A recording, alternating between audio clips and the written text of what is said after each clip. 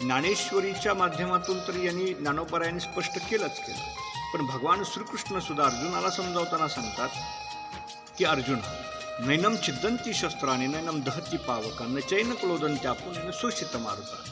अर्जुना जे तत्व आहे, ईश्वरीय तत्व जे प्रत्येकाच्या घटामध्ये बसलेलं आहे, त्याला आत्मस्वरूप असं म्हणतो आपण.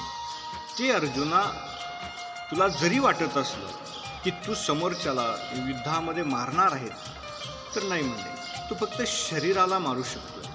पण जर वास्तविक विचार केला तर म्हणजे आत्मस्वरूपाला याची कसलीही इजा पोचू शकत नाही, असं असणारं निर्गुण स्वरूप. आता एखादा माणूस आपल्या समोर मरतोय किंवा त्याचा जीव जातोय, त्याचा आत्मा त्या देहातून बाहेर पडतोय, हे जरी आम्ही सगळेजण डोळ्यानं डॉक्टर लोक पाहत असली तरी सुद्धा जाताना दिसत नाही.